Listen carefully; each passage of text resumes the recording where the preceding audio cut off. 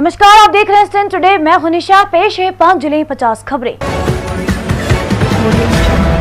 लोकसभा अध्यक्ष ओम बिरला के पिता श्री कृष्ण बिरला बुधवार को पंचतत्व में विलीन हो गए। उनका अंतिम संस्कार कोटा के किशोरपुरा मुक्तिधाम पर किया गया। ज्येष्ठ पुत्र राजेश कृष्ण बिरला ने उनके पार्थिव देह को मुखाग्नि दी। श्री कृष्ण बिरला का मंगलवार देर रात को निधन हो गया था।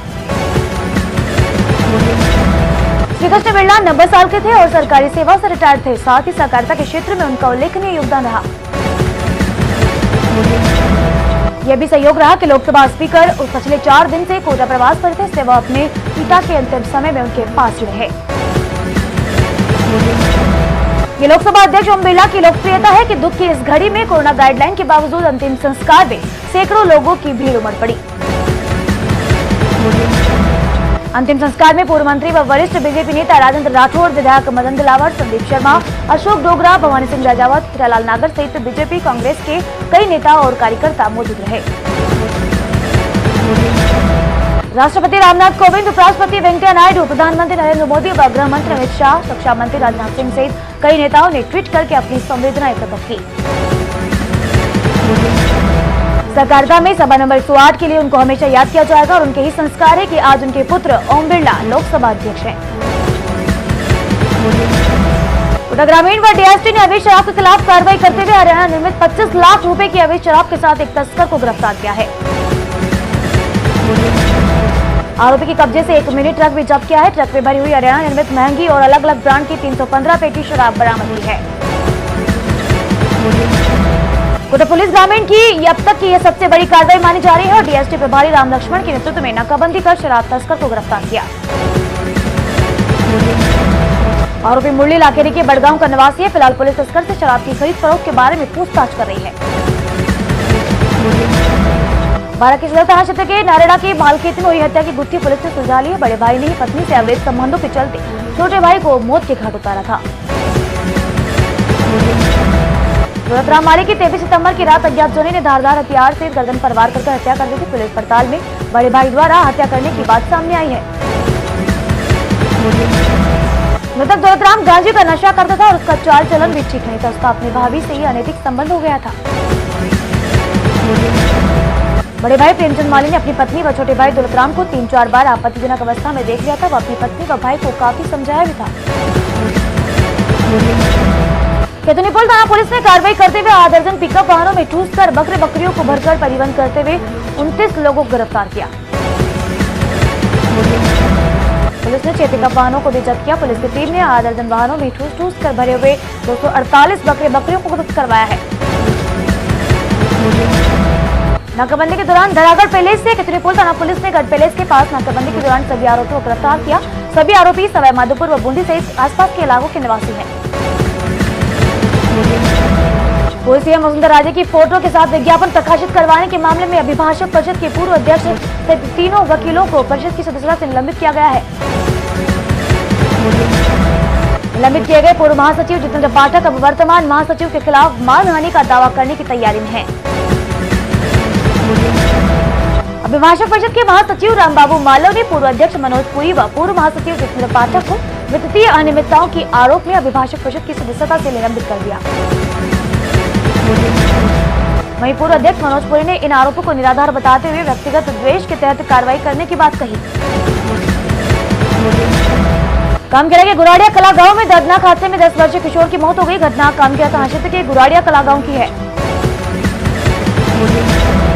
बालक अपने मकान में बनी दुकान पर बैठा हुआ था। इस दौरान दुकान की छत पर अचानक भरभरा कर नीचे गिर गए और 10 वर्षीय बालक विवेकनाथ मलबे में दब गया।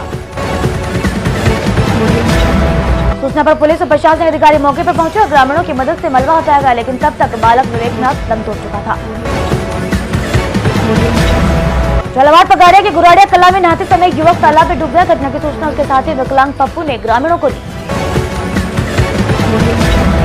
गुराड़िया कला निवासी 20 वर्षीय युवक बद्रीलाल बकरियां चराने गया था। उसके साथ ही गाँव का ही दिव्यांग युवक पप्पू भी था। साथ ही युवक एक हाथ से विकलांग होने की मदद से नहीं कर पाया, लेकिन पप्पू ने ग्रामीणों को सूचना देकर बुलाया।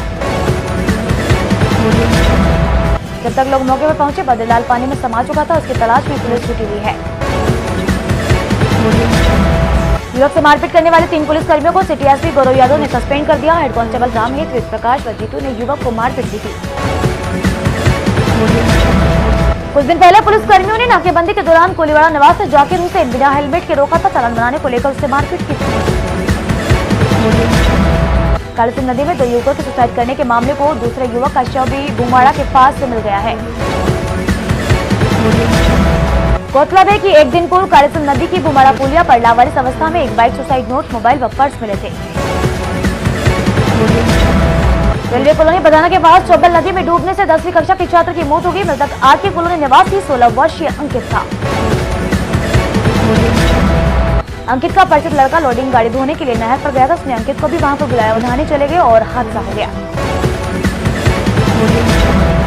यूपी के हाथरस में दलित युवती से सामूहिक दुष्कर्म के बाद उसकी निर्दयता से हत्या करने वाले युवकों को फांसी दिए जाने की मांग को लेकर वाल्मीकि समाज सड़कों पर उतरा है।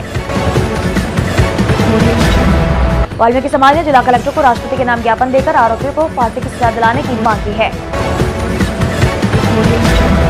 बारह में भी हाथरस की घटना के विरोध में वाल्मीकि समाज के लोगों ने जुलूस निकालकर हत्यारों की गिरफ्तारी की मांग की। इस दौरान नारेबाजी करते हुए यूपी के मुख्यमंत्री योगी आदित्यनाथ का पुतला फूंका। झालावाड़ में भी वाल्मीकि समाज ने राष्ट्रपति के नाम ज्ञापन भेजा। घटना के विरोध में गुरुवार को वाल्मीकि समाज सामूहिक अवकाश पर रहेगा। उधर सवाई माधोपुर में भी भीम आर्मी के कार्यकर्ताओं ने कलेक्टर के समक्ष जमकर प्रदर्शन किया और राष्ट्रपति के नाम जिला कलेक्टर को ज्ञापन सौंपा। अखिल राजस्थान महिला एवं बाल विकास कर्मचारी संघ के द्वारा जिला कलेक्टर पर विरोध प्रदर्शन किया गया और मुख्यमंत्री के नाम ज्ञापन दिया। प्रदर्शन में आंगनबाड़ी केंद्रों में दी जाने वाली पोषण सामग्री सीधे केंद्रों पर पहुंचाने की मांग कार्यकर्ताओं ने की।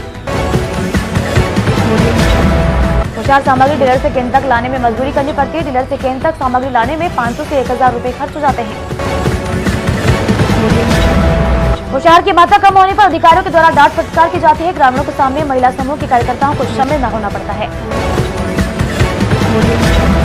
हर साल के भांति इस साल भी 3 महीने बंद रहने के बाद 1 अक्टूबर से रणथंभौर नेशनल पार्क के द्वार पर्यटकों के लिए खोल दिए जाएंगे।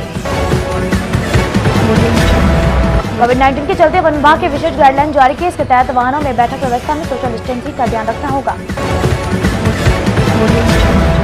सालाना 10% टिकट दरों में वृद्धि का आदेश बरकरार रखा गया है। इसके अलावा पर्यटकों को पर अन्य कोई शुल्क नहीं लगाया गया है। तो ये थी 5 जुलाई 50 खबरें। अब दीजिए निशा को इजाजत। टीम की ओर से नमस्कार।